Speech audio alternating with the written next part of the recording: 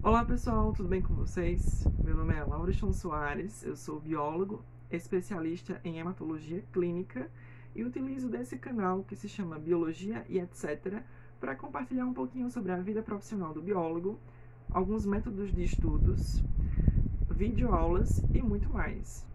Pois bem, o tema do vídeo de hoje é para falar um pouquinho sobre a carreira do biólogo, um biólogo recém-formado. Diga-se de passagem, eu sou um biólogo recém-formado. Eu colei grau em agosto do ano passado e desde então eu comecei um curso de especialização em hematologia clínica. Porque na época da minha graduação eu sempre busquei ter mais informações a respeito dessa parte clínica, da parte da área da saúde onde os biólogos eles se enquadram.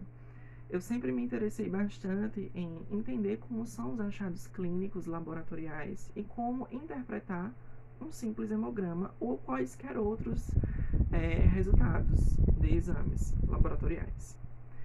Então, sendo assim, eu iniciei essa especialização e tinha duas propostas em minha mente. Eu pensava ou em clinicar de forma laboratorial, auxiliando nos achados clínicos, entendendo um pouquinho mais sobre essa área. Foi por isso que eu iniciei essa especialização.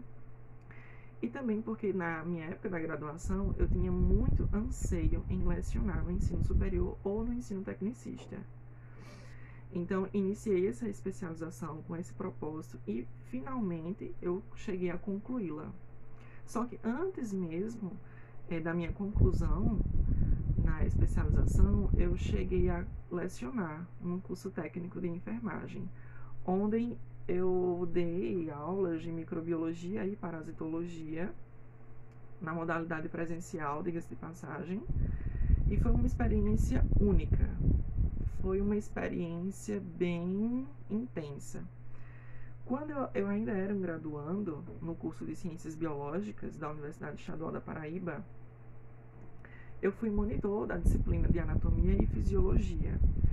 Até então, eu realmente dava aula em alguns momentos, por exemplo, do próprio sistema nervoso, auxiliava os alunos da graduação, mas eu não tinha tanta ênfase assim na área acadêmica, como um professor propriamente dito, né? Onde o professor corrige prova, onde o professor ele trabalha para dar aula, prepara material e tenta a todo momento buscar metodologias ativas para proporcionar para os alunos melhores efeitos nos estudos, né? Quando eu tive essa primeira experiência no presencial, né, dando aulas no curso técnico de enfermagem, eu pude perceber o quanto a vida do professor é muito trabalhosa. Tem que corrigir muito trabalho, tem que colocar nota no sistema, tem que registrar aula, tem que planejar uma aula boa, interessante, legal, que traga para o aluno interesse. E foi a partir desse momento que eu pude entender que a área acadêmica para mim ela era muito intensa, mas que mesmo nessa circunstância eu gostava muito. E eu tinha um certo desespero naquela época de me adentrar logo no mercado de trabalho, né? Levando em consideração que eu havia concluído a graduação e a pós-graduação, né? Não estava conseguindo achar nenhum emprego na parte laboratorial. Eu havia deixado currículo em 19 laboratórios e não tinha achado.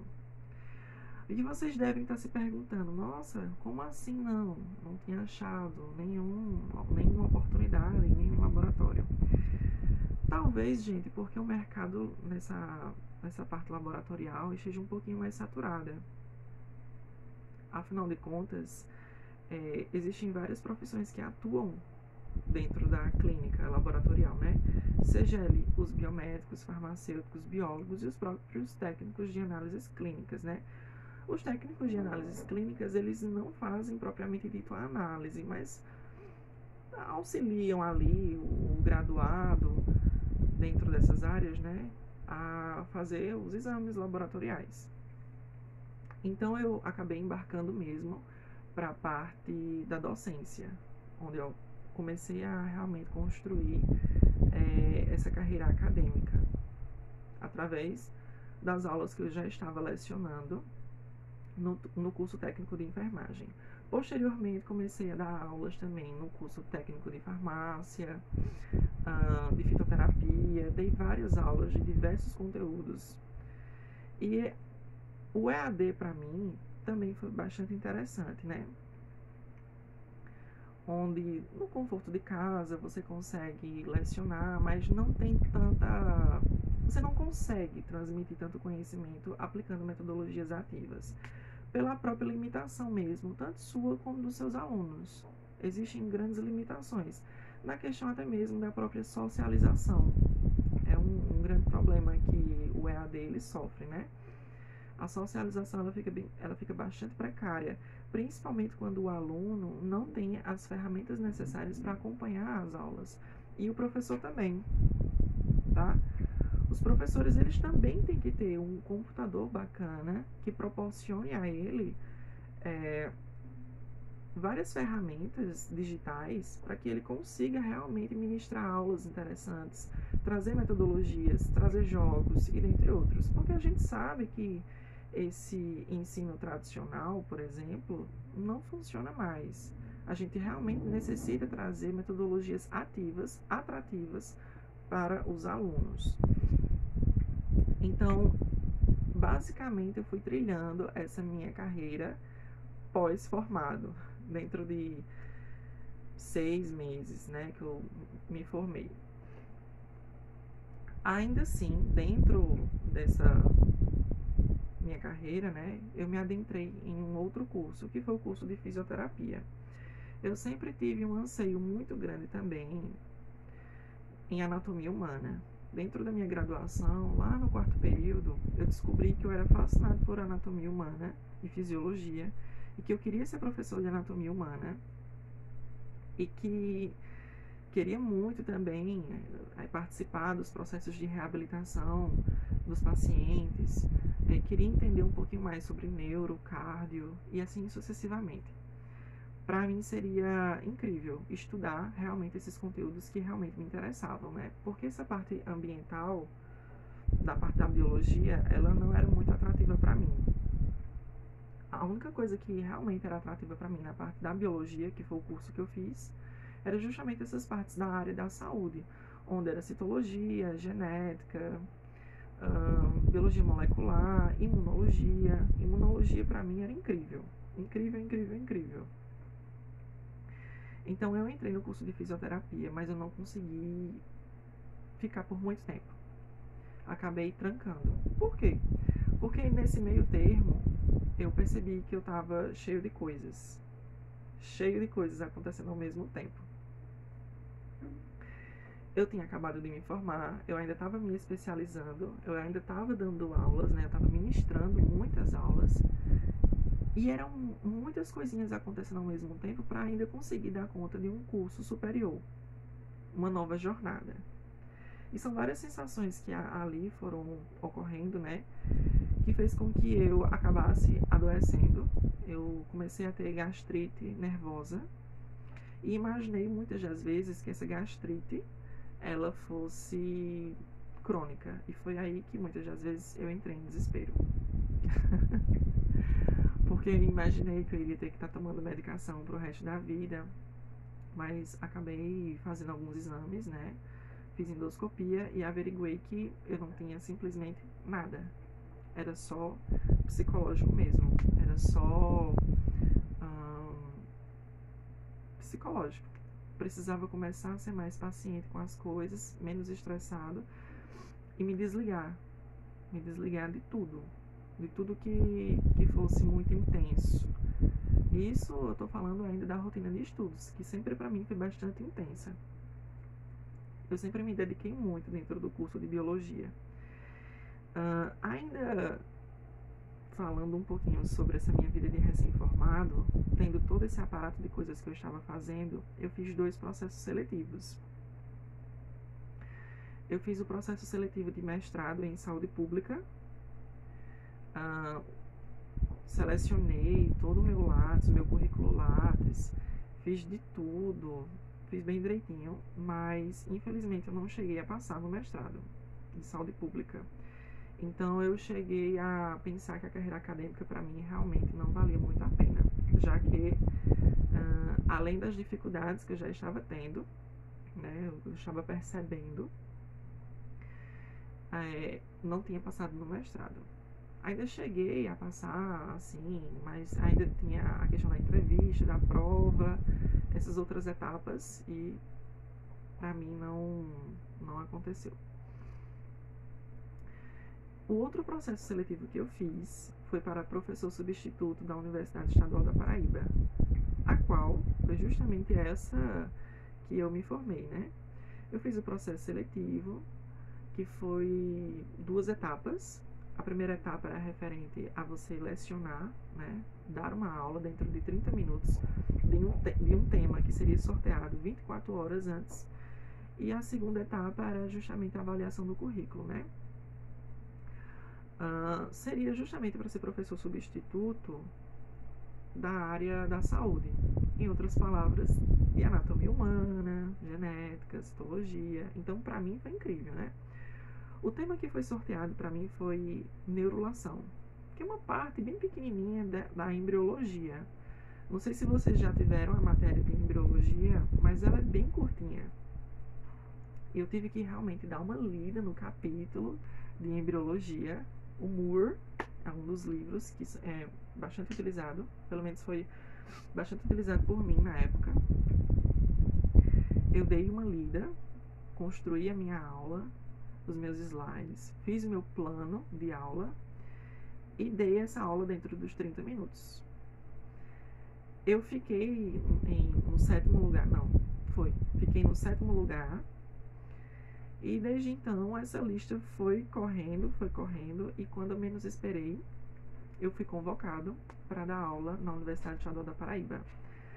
Nesse contexto eu me encontro extremamente feliz em estar aqui hoje, contando para vocês que eu estou lecionando na universidade. Eu estou extremamente feliz, e justamente porque eu estou dentro das disciplinas as quais a minha formação foi extremamente intensificada, né?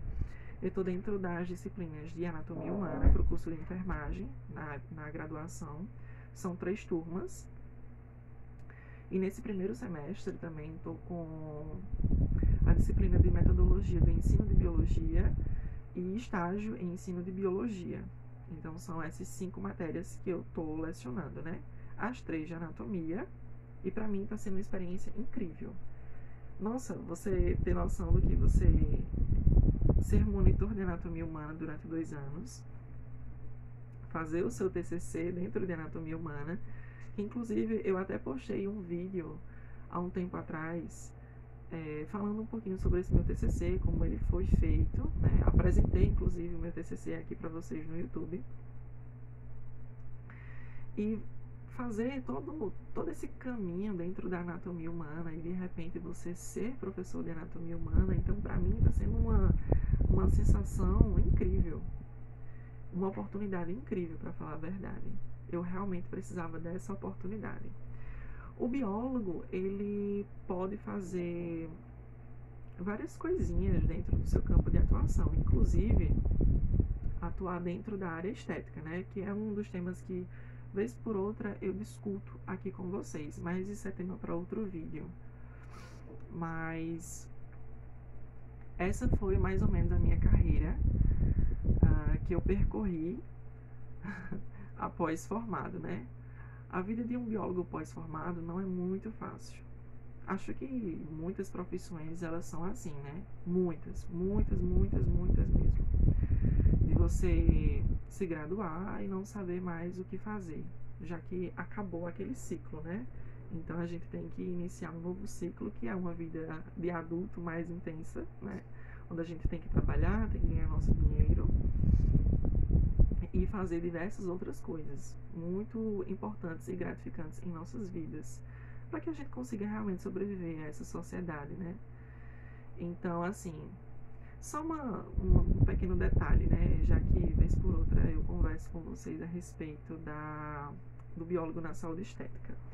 Eu ainda me aprofundei um pouquinho para obter conhecimentos a respeito dessa área, E eu achei interessante compartilhar algumas informações para vocês referente a isso, onde o biólogo ele pode atuar dentro dessa área, fazendo preenchimento de botox, mas o que eu vejo que tem, assim, tem mais futuro você criar a sua própria clínica do que você trabalhar para uma outra clínica. No caso, você tem que alugar algumas máquinas, fazer alguns cursos de especialização ou até mesmo residência. É bastante trabalhoso, não é assim tão fácil não, trabalhar com estética não. Então foi um dos motivos pelos quais também eu fiquei um pouquinho perdido quando eu quis também trabalhar com estética, né? Já que o biólogo poderia realmente trabalhar com isso.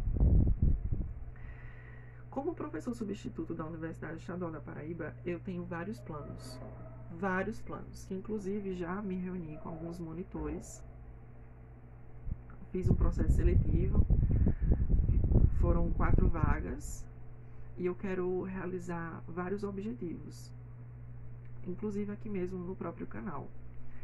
Eu quero falar sobre anatomia, continuar falando sobre anatomia aqui. Eu quero falar sobre a vida profissional do biólogo. Eu quero falar sobre as áreas de atuação do biólogo aqui no meu canal e também dentro da universidade. Eu quero explanar essas informações de uma forma intensificada para que o biólogo definitivamente possua conhecimento sobre as suas atribuições dentro do mercado de trabalho e desmistificar completamente essa história do licenciando ou do bacharelando. Se é o bacharelado que pode fazer isso e o licenciando não. Gente, tudo é biólogo, tá? Tudo é biólogo. O biólogo que tenha a sua formação na licenciatura, ele realmente ele pode atuar como biólogo, tirando o seu registro no CRBio e tudo mais. Assim como o bacharelado também pode. A única coisa que difere, um pequeno detalhe, é que o bacharelado não possui matérias específicas para lecionar. Já a licenciatura, obviamente, vai ter matérias que proporcionem para aquele aluno de graduação maneiras de dar a aula, preparo para dar aula e tudo mais, tá? Mas dentro das outras atribuições, dentro da área da saúde, meio ambiente e biotecnologia, o biólogo da licenciatura e o biólogo do bacharelado podem atuar tranquilamente, tá?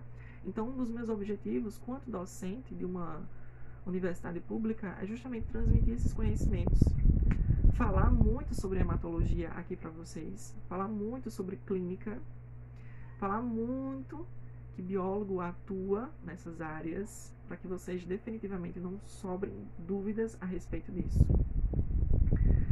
Então é isso, pessoal. Eu espero que vocês tenham gostado do vídeo de hoje.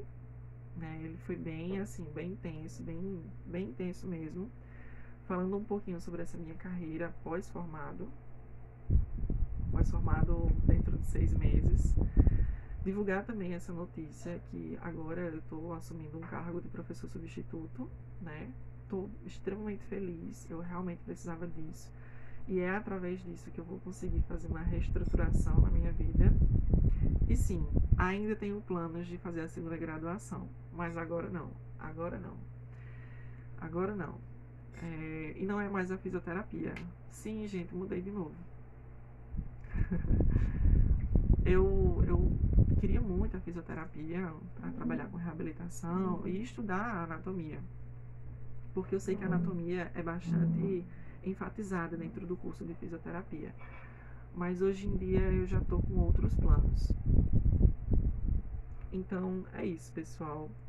Eu espero que vocês tenham gostado do vídeo. O vídeo foi bastante longo, eu sei, mas eu vou trazer bastante conteúdo aqui para vocês dentro do meu Instagram, que se chama Biologia e etc, e também aqui no meu canal no YouTube, tá? Vou falar muito sobre biólogo, o que atua biólogo e também as minhas videoaulas, né? Então é isso, pessoal. Até o próximo vídeo e tchauzinho!